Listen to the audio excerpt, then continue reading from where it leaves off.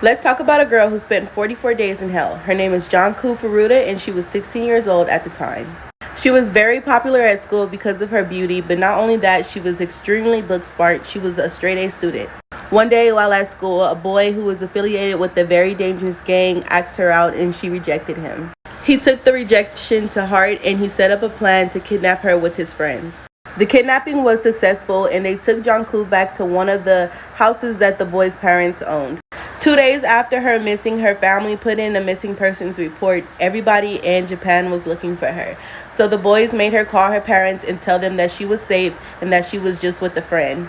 The parents that owned the house knew that Jonku was there, but they were paid hush money to stay silent, as well as they were scared to say anything to the police because they knew what the boys were capable of. Things are about to get graphic, so this is your chance to scroll away. They kept her naked for most of the time to humiliate her. They took turns raping her. She was raped by more than 100 men, more than 500 times. And one time there was a day where she was raped 12 times back to back. Most of the time after they were finished doing that to her, they would often pee on her. They would smash her face into cement and beat her with golf clubs. They would make her touch herself in front of the men to turn them on before they would rape her. They would stick all sorts of crazy objects inside of her, from scissors, needles, iron rods, and one time there was a hot light bulb that they forced inside of her and twisted it around until it popped inside of her. Sometimes they would grab fireworks and shove them up her butt and light them. Other times they would have a big weight and drop them on her stomach while her hands are tied above her head. They would tie her from the ceiling and punch her like she was a punching bag. During this time it was winter and below freezing, so they would make her sleep outside on the balcony.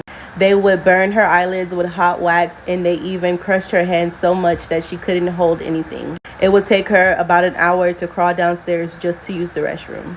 She was severely dehydrated and malnourished because of the fact that she couldn't eat, and whenever she did, she would throw it up because her organs were so damaged. Her suffering came to an end when she won a game against the boys, and they put lighter fluid all over her face, arms, torso, and legs, and they lit her on fire. She fell into shock, and they thought that she was just pretending to die, but she was actually dead. So they filled this huge drum with cement and shoved her body down there. Then they disposed of her somewhere in Tokyo. While being questioned about a different case, one of the boys thought that they were talking about Jonku, and he quickly admitted to everything and told the police where her body was and all the horrible things that they did to her. The time they got was very short. I believe the highest one of the boys received was 20, and the rest of the boys were sentenced below that. So they're now all in their mid-30s.